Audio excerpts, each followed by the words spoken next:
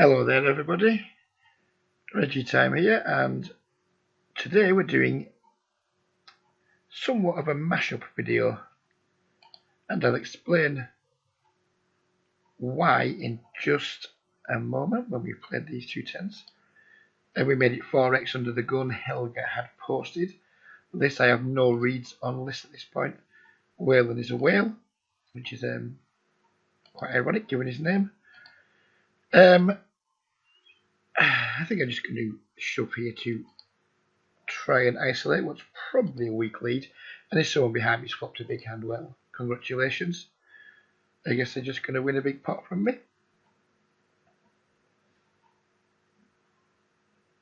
And we hold, which is good. So, on to the reason for the mashup video. Something I've been discussing on my new message board, which can be found in the link in the description. Please do sign up and get involved, but that isn't why I'm actually making the video, if that does sound like it is. Not lately, I started a thread yesterday talking about how I feel I've been playing too many tables and producing my B and C game too often. Just not playing as well as I could, basically. I'm sure that's something that affects an absolute ton of us. I'm pretty damn sure of that. And what tends to happen with me is I'm playing 2, 3 or 4 tables of speed poker, and I end up almost feeling hypnotized by what I'm doing. It's kind of like a rhythmic click, click, click, click, click. It's like circling around your table, speed folding a lot. And I just feel like my autopilot game isn't really good enough. And I don't know how to make it better. Because it's just something that I just lapse into again and again, no matter how often. Here's somebody who knows me, probably getting out of line against me. He does have a high 3-bet. We could consider 4-bet bluffing with the ace-9 here because of his high 3-bet. In fact, because we have the note that he does 3-bet a reasonable amount, because we have an ace in our hand, it seems not the worst place to go for a 4-bet bluff. And if he obviously shoves us something, it's the easiest fold in history. And he does just shove, which I think is a mistake to shove for that amount. I've only made it 19 blinds. I mean, I don't know what a good side would be there. I think maybe clicking it back would be pretty sweet from his point of view. If he does have a really big hand, I'm going to presume he just has something like ace-king or ace-queen or something like that. He just kind of wants to get all the money in with C all 5 cards. This guy, this Edmondson, appears to have 100% fold to C-bet up to now, so let's make a C-bet. And we get check raised. So, yeah, I think that'll be the end of that. So, yeah, I feel like my autopilot game, I just can't seem to remain focused for long enough. At the start of the session, I will be focused, I'll be playing quite well, and I struggle to keep it going, to be completely honest with you. And I think lots of people do. I talk to lots and lots of poker players, and I think I'm not alone in that. And so what I'm going to do, I'm not sure what's going on there, but never mind. So what I'm going to do for a little while is try and do something like this. If I'm not playing speed poker, I will play 2 tables of whatever. It could be full ring, it could be 6 max, it doesn't matter.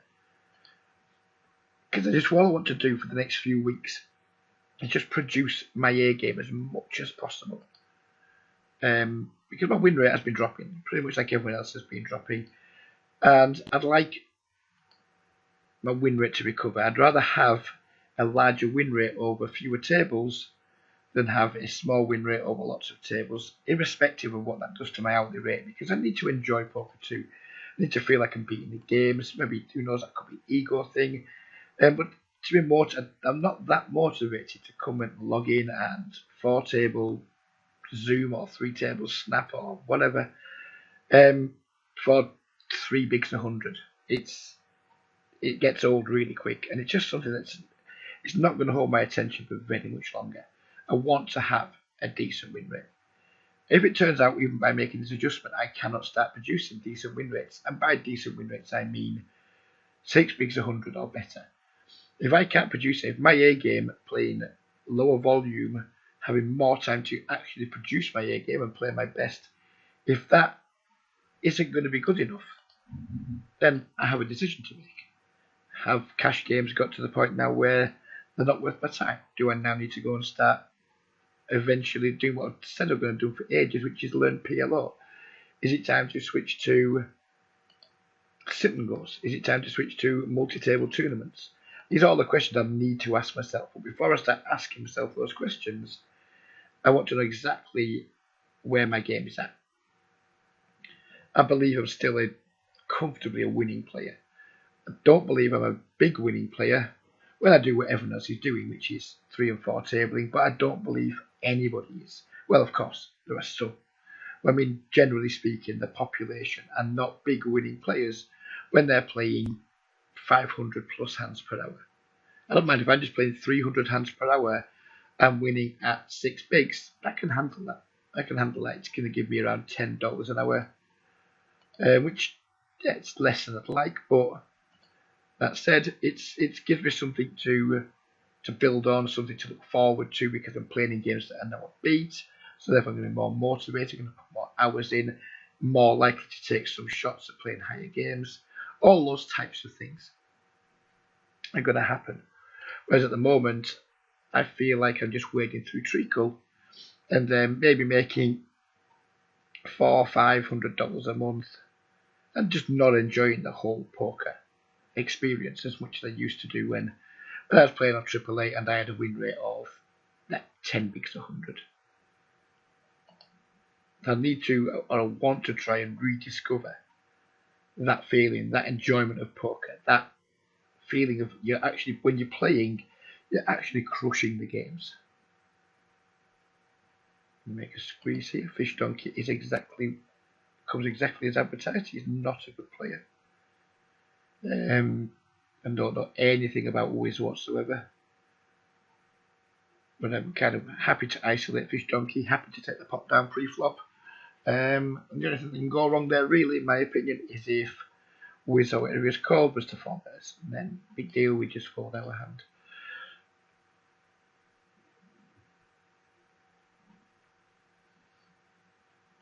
So as you can see, the games we've got going is, one of my regular games is 13 on Snap. I do intend on playing 15L as often as possible. When 15L is running, I'm going to be in the game. It's not running right now. I'm making this video at 20 to 7 on a Friday morning, GMT, and the game just isn't running at the moment, so I can't play in it.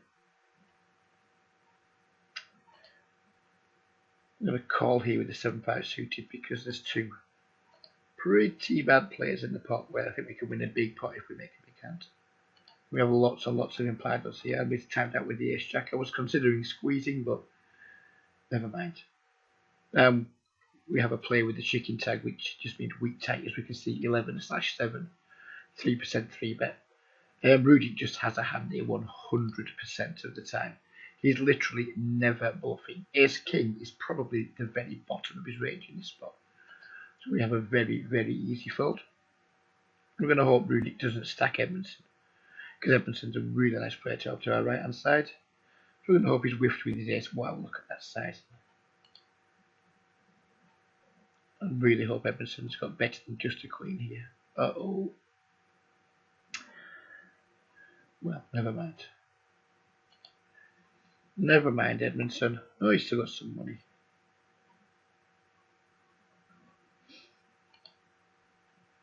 I mean, I guess that's a pretty gross flop for him when he flops that well. I mean, he's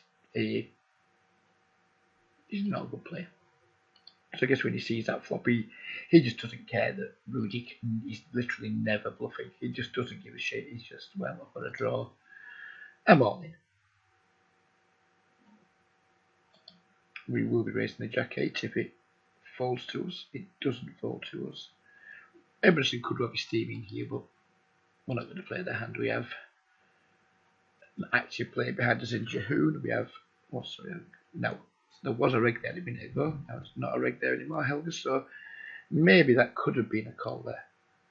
Because I don't think we had it, other than Jehoon, I don't think we had anyone behind us who was likely to squeeze. And I want to try and play a pot to Edmondson, but never mind.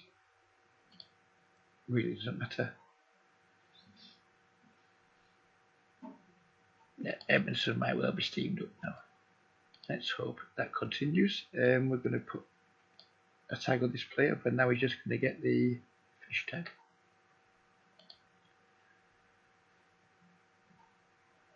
Planker, one of the better regulars in the game, for sure.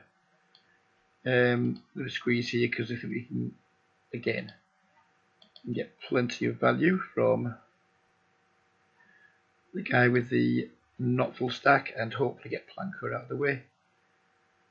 Again, if Planker does 4-bet, we're going to have a pretty easy fold with our ace queen.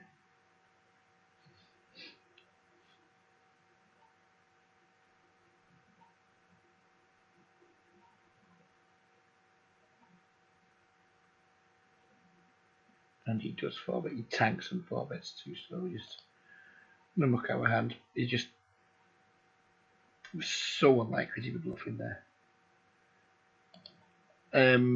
I did go through a spell of trying to dick around with people's 4-bets. It cost me a decent amount of money because I found that in these games, the 4-bet bluff just is not a thing. It does not exist. If it does exist, it exists with such a low frequency that it may as well not exist.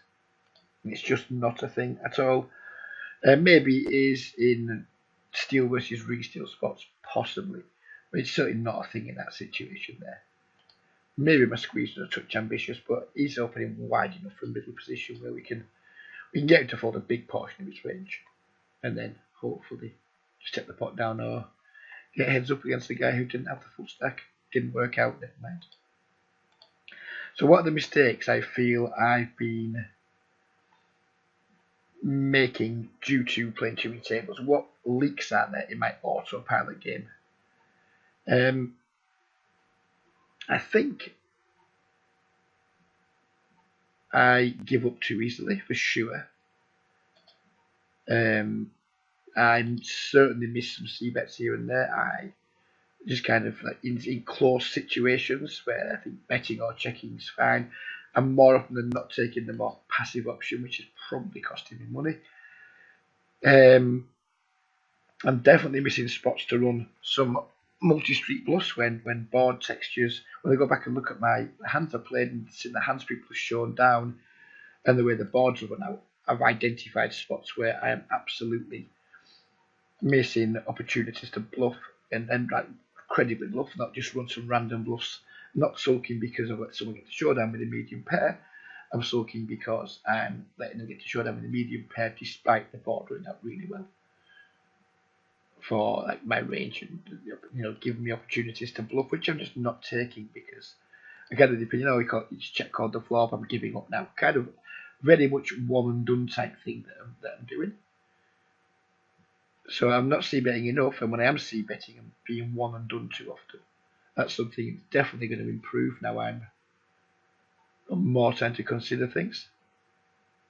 And I just rush in general. I've put an article out a long time ago about how not to rush at the poker table. But I think playing 4 tables, playing 600 plus hands an hour, it just lends itself to rushing. No matter if you don't want to rush, you kind of just get carried away with it and start rushing a lot. I'm a little bit nervous about the waters. Bet here. In this situation, his middle position versus cut off. I think his range is going to be reasonably strong, but when we have ace king suited, we're just going to 3-bet, get all the money in. I'm going to really hope Bossy Mike doesn't just shove because that would be gross. We're just going to call it off in against the water. Probably be flipping most of the time, or maybe worse sometimes, who knows, but I mean, it's jet ski suited. Anything else other than just court 4 betting, getting it in there, I think wouldn't be as good as court 4 betting. Yeah, so I'm hoping that the fact I'm going to be giving myself more time is going to really allow me to play my very best more often. Am I going to play my best all the time? Of course not. Who does? But I would imagine most of what I've done for the last month or so is as I've called other people, I've been a busy fool. I've been playing my usual hours, which is like 60, 70, 80 hours per month. I've been trying to cram tons and tons of hands in. And as I said, my results have just been moderate. I think I'm winning it without my Holden manager, which will kind of not fit on the screen properly. And just sort of messy. My win rate's been around 2.5 blinds 100 over around 70,000 hands. And I just don't feel I played well. I played well in patches. I played really poorly in patches. Been completely inconsistent, and I've not done myself justice. Really haven't. Don't know either of these players. We're going to hope that they're not big into squeezing. I'm just going to float call, and I will float this flop, I think, unless he makes a really large c-bet. We have 2 overcards, and he has made quite a large c-bet, and I don't know anything about him whatsoever. Chinese players do tend to be nitty. I was quite excited when lots of Chinese players came to play in the games, because I just got this image of UK betting shops with Chinese people throwing hundreds of pounds into roulette machines. And just the Chinese in the UK seem to have a really, not all of them, I mean, this sounds really racist, I genuinely don't mean to, but the Chinese in the UK that seem to be into gambling, the people that I see in gambling environments, seem to be really gambly, and lots of money to throw around, and don't seem to be that good at actually gambling. So when I saw these Chinese people coming into the games, I thought, wow. But I think when you think about it, how China operates as a country, and the income is relatively low, I think. I don't know for sure what I think it is. It's not really going to get that many gamblers from there. You're just going to get a lot of probably very intelligent young men and women logging into poker games and being fucking good at it. That's certainly what I'm seeing. I mean, yeah, of course, some bad Chinese players, of course there is. But overall, I would say the majority of online Chinese poker players are above average. So I'm not as pleased to see them as I first was. My next question here is going to be, do I want to 3-bet versus JCM 1995? And he only has a 10% open. He has a fish. We only opens 10%. So I think I'm actually just going to keep the pot small here and just call. And we've completely bricked, so it's going to be game over. We do have an open and straight draw on the Zoom table though, on the snap table, so we are going to make quite a large c-bet. And this is a situation where I am going to double barrel, but I haven't been double barreling in these spots. Well, this is a situation where I'm probably just going to triple barrel, try and get him to fold a 9, maybe a queen sometimes. And who knows, sometimes we might just hit a 5 on the river and win a big pot that way. My plans for triple barreling have literally just gone out of the window with that river. I think, if he doesn't lead though, if he doesn't lead, would he lead a queen on the river?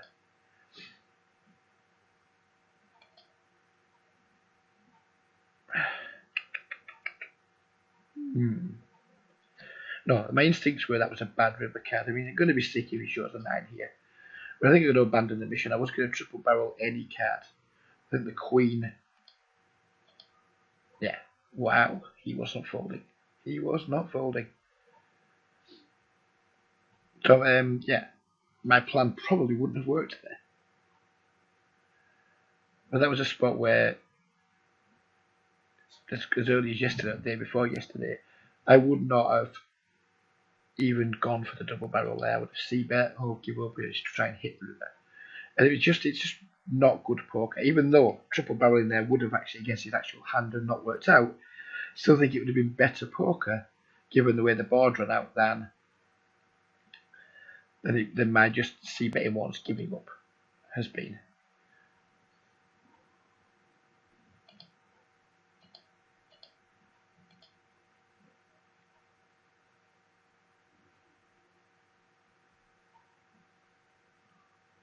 He's poker young. I was going to tag him as something else, but never mind. Never quite sure how to tag those players. They are very nitty. I mean, the guy just doesn't do anything. He's almost chicken tag, but he's not quite chicken tag.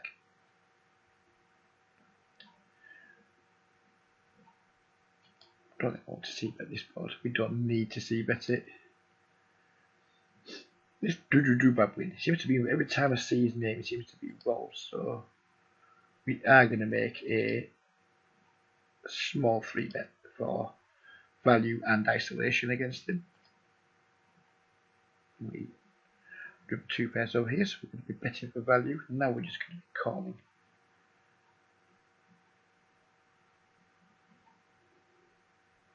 And you guess your calls, it makes it a little bit closer towards folding, I think. And now we just have a pretty damn easy call. Don't think there's an awful lot of value in raising. I'm not sure what means, maybe, who knows, maybe King Queen, maybe he plays King Queen this way sometimes. I don't think he's bluffing, that's the thing. If he's not bluffing, we beat some of his value hands, not all of them. And he did just have the nuts, so good game, Poker Young.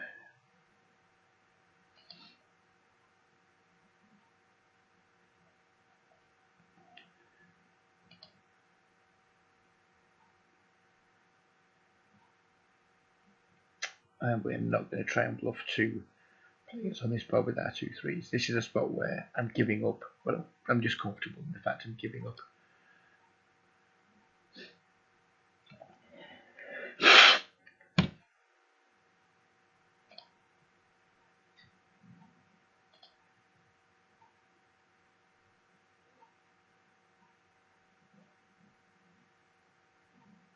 So I don't know what you guys think about playing fewer hands. I don't know if you guys think it's something you'd want to consider yourselves, but I think it's always good to ask yourselves: am I getting the most from my play? What am I hoping to achieve by doing whatever it is I'm doing?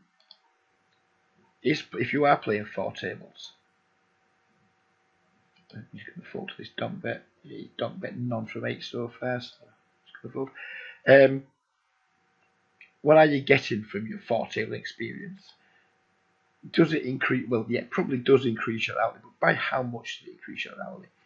If it's only increasing it by, say, $1 an hour plus a little bit of rate back,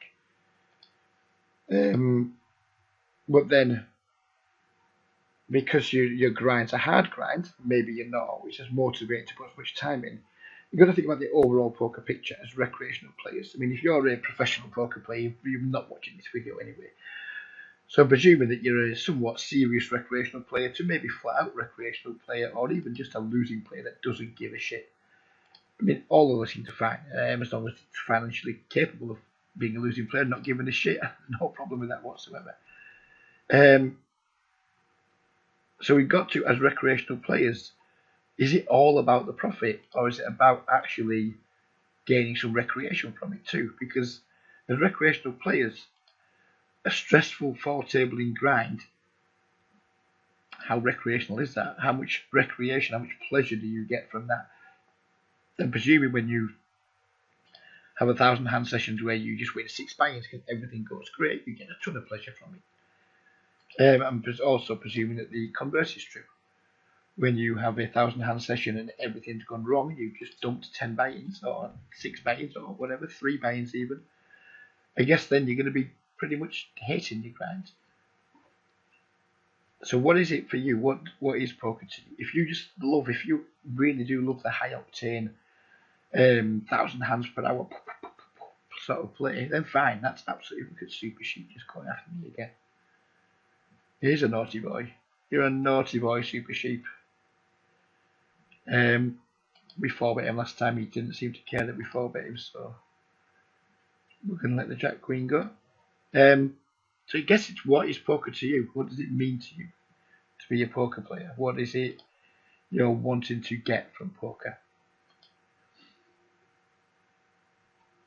I think if there was lots and lots of fish in the games and the games were really, really good, I could get massively on board with mass tabling or 1,000 hands per hour type style poker. But when games aren't that good and we're playing 1,000 hands per hour, pushing really thin edges, paying a ton of rate per hour for the pleasure of it, I don't know. For me, it just doesn't sit well with me. I'm just going to bet big here and probably not fold because there is stack size. You assume that people with lower stack sizes are going to be making more mistakes than people with full stacks, so therefore we're going to be less likely to fold against people who are more likely to be making some mistakes.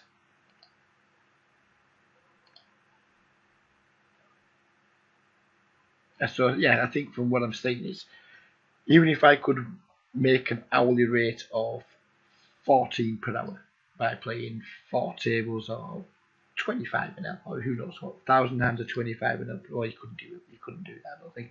So I could make $15 an hour playing 1,000 hands per hour of 50 and up, or I could make $11 per hour playing 300 hands of whatever the fuck I wanted.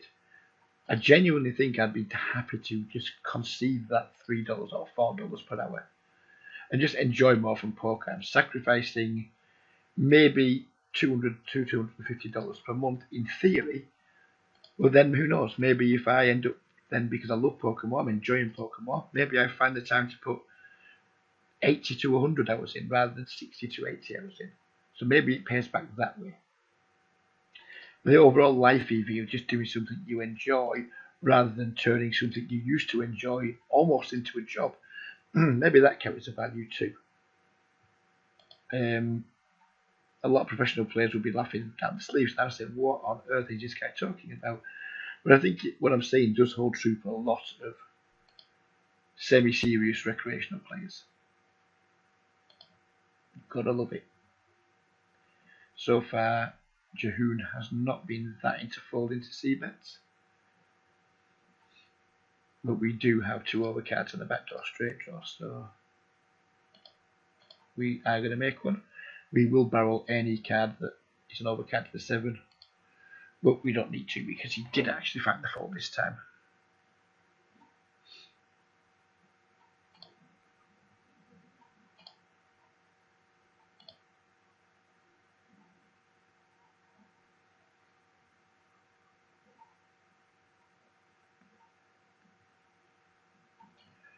Cuckoo, 1, 2, 3, 4.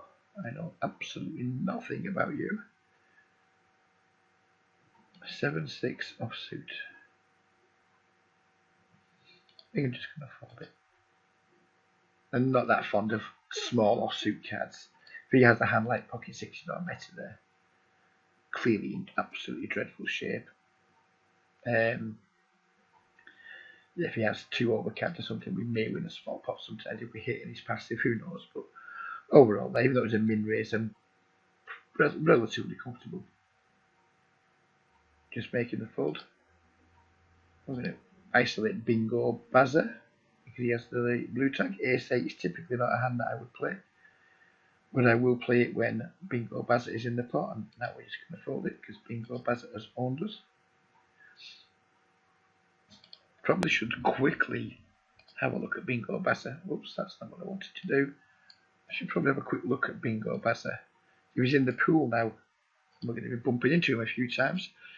I should probably remind myself why he has the blue tag.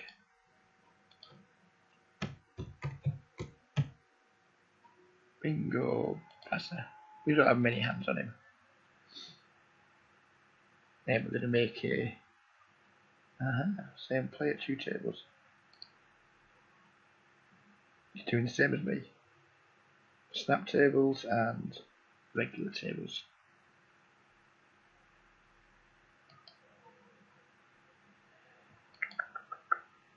Default to 50% of C-bets. How does he defend his blind? Have we got a big enough sample size? No, we haven't. We're into ace high, so you see that in the ace high boards. Obviously going to be fine. You have a loss, so he's just going to check fold here. Probably not too many better hands, but happy just to pick up the pot when we only have queen high. So my notes on Bingo Bazza are that we only have 74 hands. He currently plays 55/6. So now we've got a few more hands on him. He probably isn't getting the blue tag because I reserved the blue tag for the 60 plus VPIP guys. I think there's just a little pip below it. You have to have a cut-off point for your tags, and he is now below the cut-off point for the blue tag, so he's probably just going to get downgraded to a green tag, I would imagine.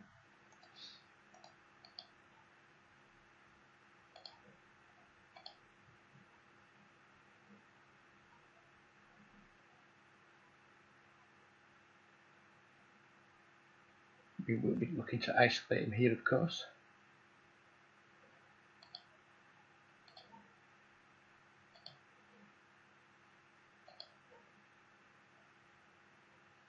Don't get limp re-raise this time, which is always pleasant. So Bingo Basil, what's his post flop aggression? Almost nothing. He has a 1-1 soft flop of just 36%, so we're not going to look to do anything other than value bet versus him here. Get raised, we're just going to stick the money in. Even though he's passive, again, he's a bad player. Bad players make way more mistakes and just do weird stuff that you wouldn't expect a good player to do. So the plan here is just to barrel off against him. It will be quite gross if we get raised on the turn here. To the point where I probably need to think about what I'm going to do if we get raised. The 6 doesn't change anything. I think if we get raised, he's just going to have pocket 7s or king jack, or we're going to be winning, so I'm not going to fold if he does raise.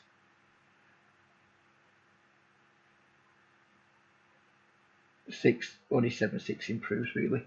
The hands that could have called the flop.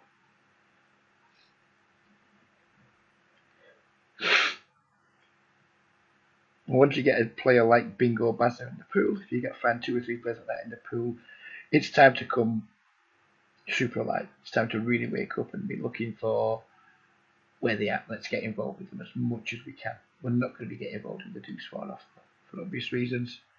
And somebody who calls too much and doesn't fold often enough, the deuce 4 isn't going to get the job done.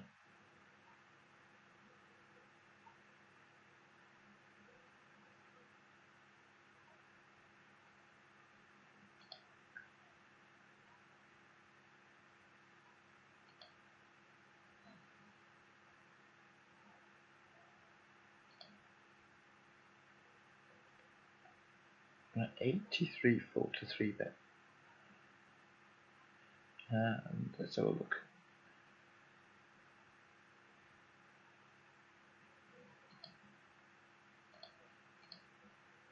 It's tempting to squeeze here, but we'll just let it go. If that was over a much bigger sample, I would be much more inclined. But also, he's playing 34-13, which means he does limp a lot. So when he does raise, I'm going to respect it more than I would if he was a better regular. Again, we don't know very much about him. I'm going to treat him as a fish. Even though it's probably not like some huge fish, he's certainly not, probably not going to be a winning player, I wouldn't imagine. There we go, now he's just limping in. So it's quite amusing, quite not amusing, amusing is the wrong word. Quite interesting that he's prepared to limp, but he's still prepared to fold to a lot of 3 bets. He's probably quite bluffable, probably quite scared money, or whatever. Maybe not scared money, that might be the wrong way, who knows. But this summer play does look like he might be quite bluffable, even when he's showing strength. He's folding to a decent amount of C bets. Let's see how often he's getting to showdown, see if that gives any clue. He's only got a showdown 22%. When he does get to showdown, he just crushes. So yeah, I think that guy's probably going to be, the sort of player we're going to want to be aggressive with when we're playing against him, really, and not paying him off too much. I'm just looking to try and make it fold in one way or another. So perhaps the ace-8 squeeze would have been okay there.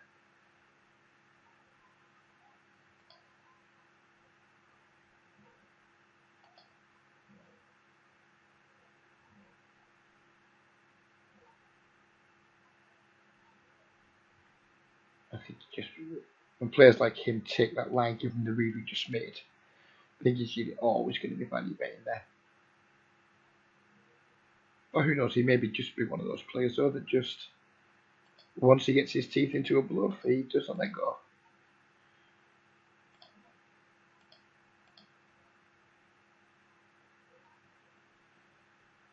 Ah well, lol. Tag on the weaker side, so respect aggression more. That's my read. We'll fold DS10. Not much about having notes if we're going to ignore what they're telling us.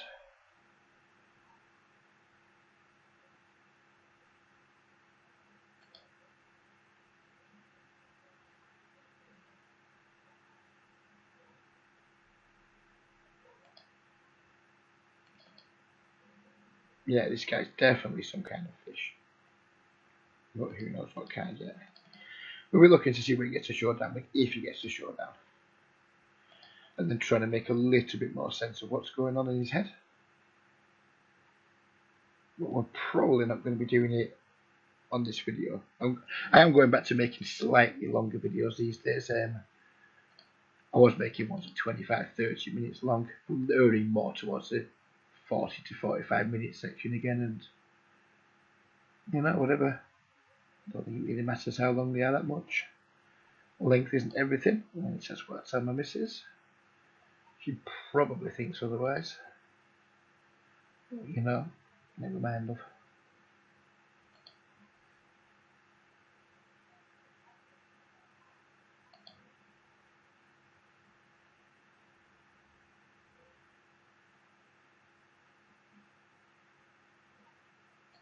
That's this is what someone we are going to defend quite wide against. I mean, Ace-5 was a miserable hand. But against somebody with the donkey tag, I think it becomes playable. Just because we know they're going to make some mistakes against us, they're probably going to bluff too much. So when we do hit an ace, we can profitably look to induce some bluffs against them. If we make two pair plus, just basically we make a hand against someone like that, and we can expect to get value. Yeah, sometimes obviously we're going to end up value owning ourselves or paying him off a little bit when we kind of just when he does a better race than us or whatever. But overall, I think for a min race there, if it's 3x it, I would have just folded. But for a min race, I want to play pots with him.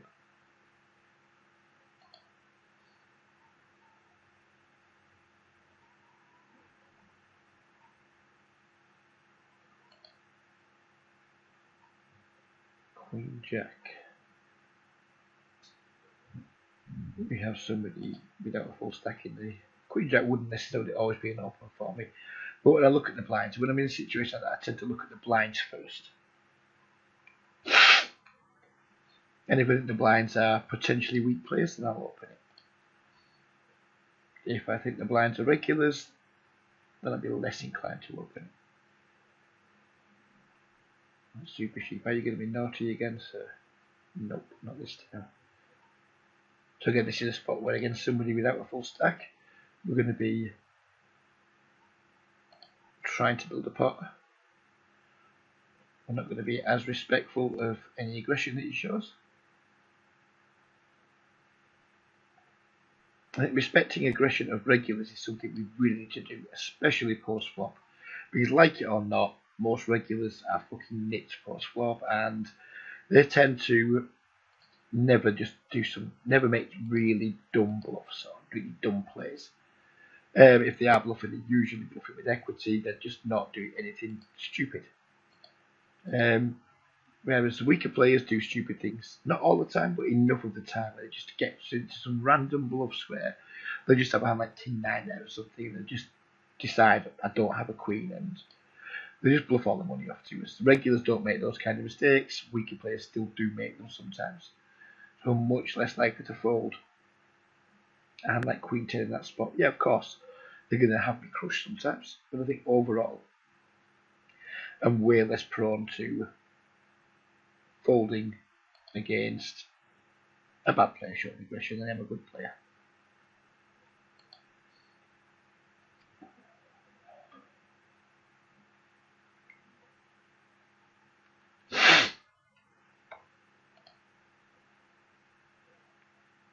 Don't know anything about Zarak. Zawel is called. From Serbia, probably an aggressive knit, I would imagine, or an aggressive tag. So I would have thought about folding here, but once Fish Donkey comes into the pot, I'm going to come into the pot too. When he doesn't see bet versus Fish Donkey, I'm going to presume that he just doesn't like the board very much, and this is a spot where I will be looking to at least double barrel.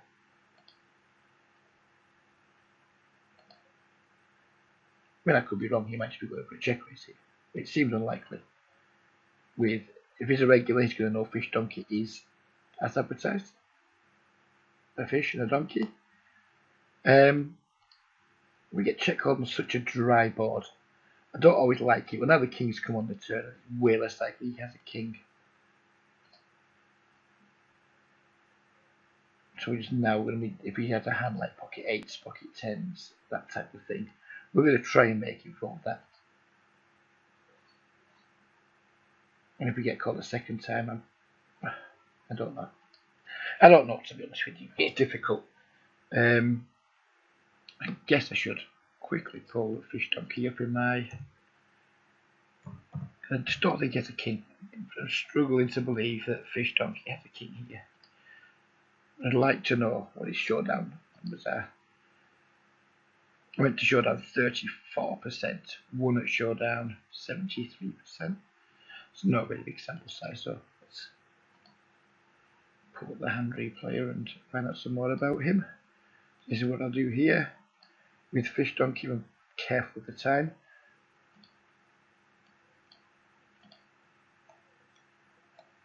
Went to showdown 30%, won at showdown 53%. Fold to river C bet. He hasn't faced one yet.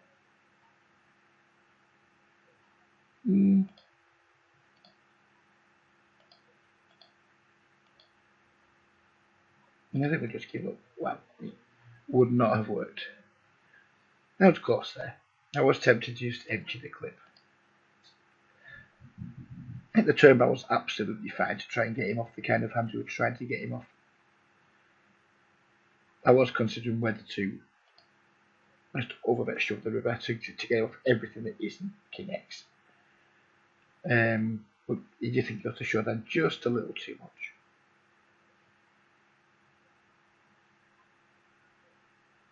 Well, that's a lot of the stuff that I can do, even though we didn't win the hand. I can do that kind of stuff much more. When we're playing in games where we don't have hoods, we need to go and get that information to help us play the hand. I can't do that when I'm playing 3 tables of Snap. I just simply don't have the time to do it. Dickie P makes a half pot C bet on a very dry board.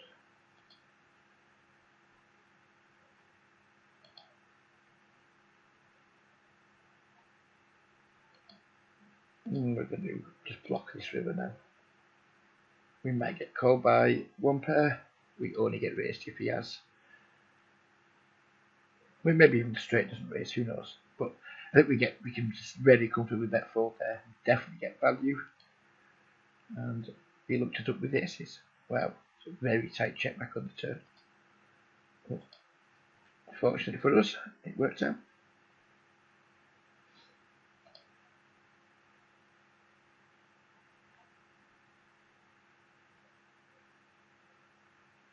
So even though the snap session hasn't worked out, we've probably lost money at the snap table. I hope I've demonstrated that how much more time and effort we can put into our hands when we've got more actual time to devote to it. And that's kind of what I've been hoping to achieve by doing, or what I'm hoping to achieve by reducing my volume. I'm hoping that I'm going to be able to just put way more thought into the game. And I am a good player. If I do put more thought into the game, it's unquestionable that my win rate will increase. Now, whether it will increase enough to compensate me, who knows? 24-18 doesn't 3-bet Jack out of position. Check raise. If he doesn't 3-bet pocket jacks, what the hell is he 3-betting? Who knows? Orange can fold. Again, this is the play that we think might be bluffable, so it's certainly going to fire a c-bet. And we'll continue barreling turns on high cards, or when we make a pair. I wouldn't have continued there, say for example a 7 or a 5 or something like that, but I would have absolutely continued on any Broadway card, 10 or higher, or obviously 9.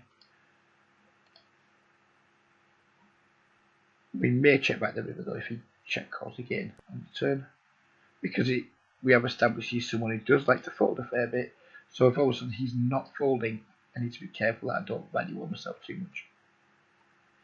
But I think we'll play these pocket 5s out, and then we'll call it a day on the video.